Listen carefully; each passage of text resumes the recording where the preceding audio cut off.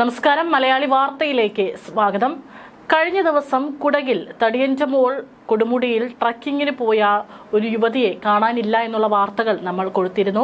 കഴിഞ്ഞ ദിവസം രാത്രിയോടുകൂടി തന്നെ ശരണ്യ എന്ന് പറയുന്ന ടെക്നോ പാർക്ക് ജീവനക്കാരിയെ കണ്ടെത്തിയിരിക്കുകയാണ്. വളരെ സന്തോഷകരമായിട്ടുള്ളൊരു കാര്യം എന്ന് തന്നെ വേണം പറയാൻ. കാരണം 3-ാം ദിവസവും തിരച്ചിൽ തുടരുകയായിരുന്നു. അതിനിടയിലാണ് കണ്ടെത്തിയിരിക്കുന്നത്. ഏതായാലും ശരണ്യയെ കണ്ടെത്തുമ്പോൾ എങ്ങനെയാണ് ശരണ്യ ആ ദിവസങ്ങളെല്ലാം തന്നെ ഇത്രയും കൊടുങ്കാട്ടിൽ, അതും വന്യമൃഗങ്ങളുടെ അടക്കം ശല്യമുള്ള ഈ ഒരു കൊടുങ്കാട്ടിൽ അതിജീവിച്ചത് എങ്ങനെ എന്നുള്ള വളരെ ഒരു അത്ഭുതം നിറഞ്ഞ ഒരു ചോദ്യം നമുക്ക് എല്ലാവർക്കും ചോദിക്കാനുണ്ടാവും. ഏതായാലും അത് കഠിനം തന്നെയാണ് എന്ന് പറയാതിരിക്കാൻ സാധിക്കില്ല. പക്ഷേ പലപ്പോഴും ഇത്തരത്തിലുള്ള കൊടുമുടികളിൽ ട്രക്കിങ്ങിന് പോയി പരിചയ സമ്പത്തുള്ള ശരണ്യയെ സംബന്ധിച്ചിടത്തോളം ഈ ഒരു അതിജീവനത്തിന്റെ ദിവസം എന്ന് പറയുന്നത് ശരണ്യയെ സംബന്ധിച്ച് വളരെ നിസ്സാരമെന്ന ആണ് ശരണ്യ സംസാരിക്കുമ്പോഴൊക്കെ തന്നെ നമുക്ക് തോന്നുന്നത്. 4-ാം ദിവസമായ കഴിഞ്ഞ ദിവസമായിരുന്നു വൈകിട്ടോടെ വനമേഖലയിൽ നിന്ന് ശരണ്യയെ കണ്ടെത്തിയത്. കുടകിലെ തടിയൻറ്റമോൾ കൊടുമുടി കയറാനെത്തിയ കോഴിക്കോട് നാദാപുരം സ്വദേശിനിയും കൊച്ചിയിൽ IT കമ്പനി ജീവനക്കാരിയുമായ GS ശരണ്യയെ വ്യാഴാഴ്ചയാണ് കാണാതായത്. വ്യാഴാഴ്ച രാവിലെ വനം വകുപ്പിന്റെ അനുമതി വാങ്ങിയാണ് ശരണ്യ ഉൾപ്പെടെയുള്ള സംഘം ട്രക്കിങ്ങിനായി പുറപ്പെട്ടത്. എന്നാൽ യാത്രക്കിടെ ശരണ്യയെ കാണാതാവുകയായിരുന്നു. 60 അംഗ സംഘം 4 സംഘങ്ങളായി തിരിഞ്ഞാണ് കർണാടക വനം വകുപ്പ് ഉദ്യോഗസ്ഥർ തിരച്ചിൽ നടത്തിയത്. Drone, thermal scanner, dog squad എന്നിവയുടെ സഹായത്തോടെയായിരുന്നു പരിശോധന. ഈ മാസം 2-ന് ഉച്ചയോടെയാണ് ശരണ്യയെ കാണാതായത്. ശരണ്യ തടിയൻറ്റമോൾ ട്രക്കിംഗ് കേന്ദ്രത്തിൽ വ്യാഴാഴ്ച രാവിലെ 7 മണിക്ക് എത്തിയതായിരുന്നു എന്നും വനംവകുപ്പ് ഉദ്യോഗസ്ഥർ പറഞ്ഞിരുന്നു. ഓൺലൈൻ വഴി ബുക്ക് ചെയ്താണ് ട്രക്കിങ്ങിന് ആളുകൾ ഇവിടെ എത്താറുള്ളത്. 10 പേരടങ്ങിയ സംഘത്തെയാണ് ട്രക്കിങ്ങിന് അയക്കാറുള്ളത്. 9 പേർ കൂടി എത്തിയ ശേഷം 8:15-ന് ട്രക്കിങ്ങിന് കടത്തിവിട്ടു. കൊടുങ്കാട്ടിൽ ഒറ്റപ്പെട്ടുപോയ 4 ദിവസത്തെ അതിജീവനത്തിന്റെ ശേഷവും തന്റെ യാത്രാപ്രേമത്തിന് മാറ്റമില്ലെന്ന് തന്നെയാണ് ട്രക്കിംഗ് ഇനിയും തുടരുമെന്നാണ് വീട്ടിലെത്തിയ ശരണ്യ പ്രതികരിച്ചത്. മകളുടെ ആഗ്രഹങ്ങൾക്ക് തടയിടില്ലെന്ന് മാതാപിതാക്കളും വ്യക്തമാക്കിയതോടെ വൈകാരികമായ നിമിഷങ്ങൾക്കാണ് നാദാപുരം സാക്ഷ്യം വഹിച്ചത്.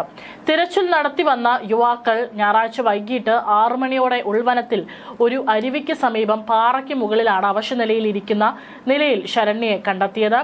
ട്രക്കിംഗ് തുടങ്ങിയ ഇടത്തു നിന്നും 1 കിലോമീറ്റർ അകലെയായിരുന്നു ഇത്. വനവകുപ്പിന്റെ വാഹനത്തിൽ പിന്നീട് പുറത്തെത്തിച്ചു. ട്രക്കിങ്ങിനെ പ്രണയിച്ച ടെക്കിയായ ശരണ്യയ്ക്ക് മലമുകളിൽ നിന്ന് രക്ഷപ്പെടാൻ കരുത്തായത് അനുഭവ സമ്പത്തും തെളിനീരുറവയുമാണ്. അഗസ്ത്യാകൂടം, ചെമ്പ്രകുടി മലനിരകളെ കീഴടക്കിയ ശരണ്യയ്ക്ക് തടിയൻറ്റമോൾ മല നിസ്സാരമായിരുന്നു. പക്ഷേ ഗൈഡ് കൂടെ വരാഞ്ഞതും ഒപ്പം ട്രക്കിങ്ങിന് വന്നവർ പരിചയക്കാരല്ലാത്തതും വിനയായി. 2 മണിക്കൂർ കൊണ്ട് മല കയറി വരാനായിരുന്നു പദ്ധതി. പക്ഷേ കൂടെയുള്ളവർ നേരത്തെ മടങ്ങി. ശരണ്യ തിരിച്ചിറങ്ങാൻ നേരം കോടമഞ്ഞ് കാരണം വഴി തെറ്റിയ വഴിയിലൂടെ നടന്നപ്പോൾ ആനപ്പിണ്ടത്തിന്റെ മണമറിഞ്ഞു. അതുകൊണ്ട് ആ വഴി ഉപേക്ഷിച്ച് മറ്റൊരു വഴി നടന്ന് വിശാലമായ ഒരു പാറപ്പുറത്ത് തങ്ങി.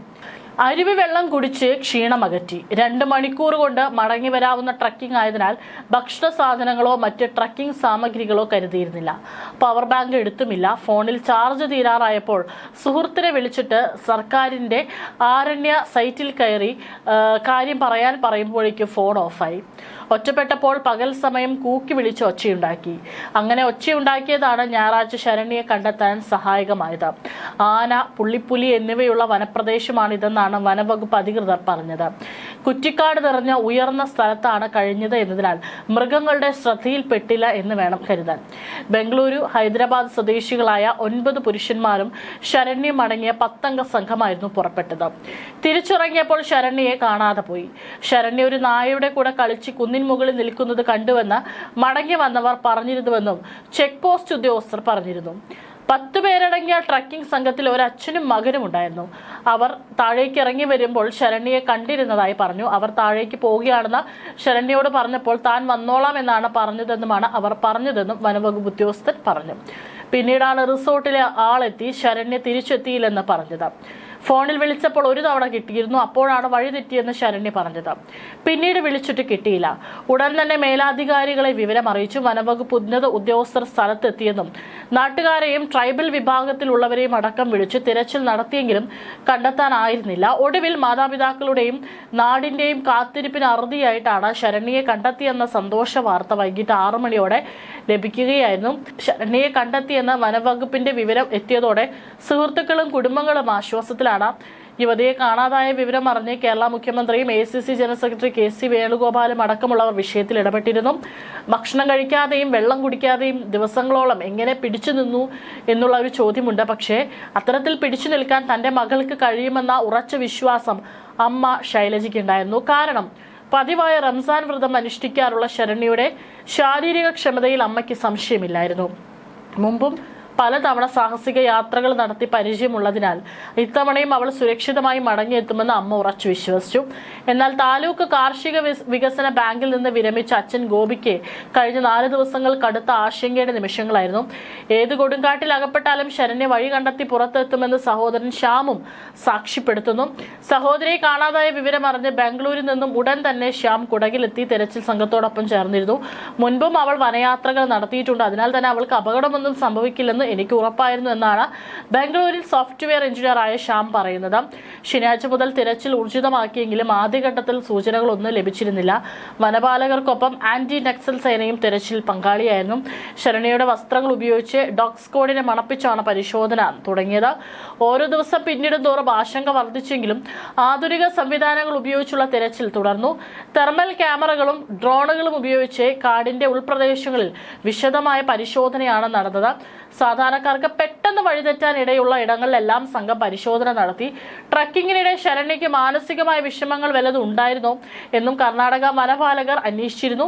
എന്നാൽ ശരണ്യയുടെ ആത്മവിശ്വാസത്തെക്കുറിച്ച് വ്യക്തമായ ധാരണയുണ്ടായിരുന്ന കുടുംബം തിരച്ചിൽ തുടരാൻ ആവശ്യപ്പെടുകയായിരുന്നു. കാടിനുള്ളിൽ ഭയപ്പെടാതെ ഇത്രയും ദിവസം കഴിഞ്ഞുകൂടിയ ശരണ്യയുടെ ധൈര്യത്തെ തിരച്ചിൽ സംഘവും പ്രശംസിച്ചു. മുൻപ് നടത്തിയ ട്രക്കിങ്ങുകളേക്കാൾ വലിയൊരു അനുഭവമായാണ് ഇതിനെ കാണുന്നതെന്ന് ശരണ്യ പിന്നീട് സൂചിപ്പിച്ചു. ഏതായാലും ശരണ്യ ഒരു കുഴപ്പമില്ലാതെ പരിക്കുകളൊന്നും പറ്റാതെ തിരിച്ചെത്തിയതിന്റെ സന്തോഷത്തിലാണ് ശരണ്യയുടെ കുടുംബവും ശരണ്യയുടെ സുഹൃത്തുക്കളെല്ലാം തന്നെ. ഇത്തരത്തിലൊരു അനുഭവം ഉണ്ടായെന്ന് കരുതി തന്റെ യാത്രകളോടുള്ള ട്രക്കിങ്ങിനോടുള്ള പ്രണയമൊന്നും അവസാനിക്കുന്നില്ല. തന്റെ യാത്രകൾ ഇനിയും തുടരുമെന്ന് തന്നെയാണ് ശരണ്യ പറഞ്ഞു വെക്കുന്നത്.